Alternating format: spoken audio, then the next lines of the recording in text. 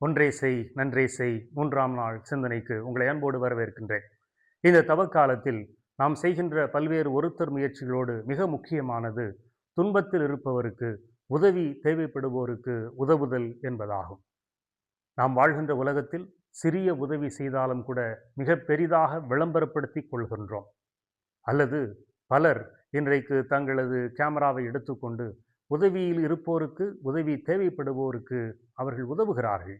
ஆனால் அதே சமயத்தில் உதவி பெறுபவர்களுடைய அந்த உணர்வுகளை படம் பிடித்து வியாபாரமாக்கிக் கொள்ளக்கூடிய சூழலையும் நாம் பார்க்கின்றோம். ஆண்டவர் சொல்லுகிறார், நீங்கள் செய்கிற உதவி மற்றவர்களுக்கு தெரியாமல் செய்யுங்கள், அல்லது நீங்கள் செய்கிற உதவி உங்களுக்கே தெரியாமல் இருக்கட்டும் என்று சொல்லுகிறார். வலக்கை செய்வது இடக்கை அறியாதிருக்கட்டும் என்று அவர் சொல்லுகின்றார். நாம் மேற்கொள்ளுகின்ற இந்த உதவுதல் இந்த தவக்காலத்தில் குறிப்பாக யாருக்கு உதவி செய்கிறோமோ அவர்களுக்கு அந்த உதவி யாரிடமிருந்து வருகிறது என்று தெரியாமல் நாம் ஏதாவது செய்ய முடியுமா என்று சிந்தித்து பார்ப்போம்.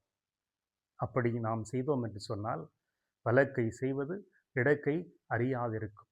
இன்னும் சொல்லப்போனால் நாம் யாருக்கு உதவுகிறோம் என்று தெரியாமல் செய்வதும் கூட இன்னொரு விதத்தில் நாம் வலக்கை செய்வதை இடது கை அறியாமல் இருப்பது என்பதற்கு சமமாகும். எனவே சிறிய உதவியோ பெரிய உதவியோ ஏதாவது ஒன்றை உதவி பெறுகிறவர் யாரிடமிருந்து அந்த உதவி வருகிறது என்று தெரிந்து கொள்ளாமல் இருக்கிற விதத்திலே நாம் உதவி செய்தோம் என்றால் இந்த உலகத்திலே என்றாலும் அதற்கான கைமாறு விண்ணகத்தில் கிடைக்கும். அதுதான் வலக்கை செய்வது இடக்கை அறியாது இருக்கும்.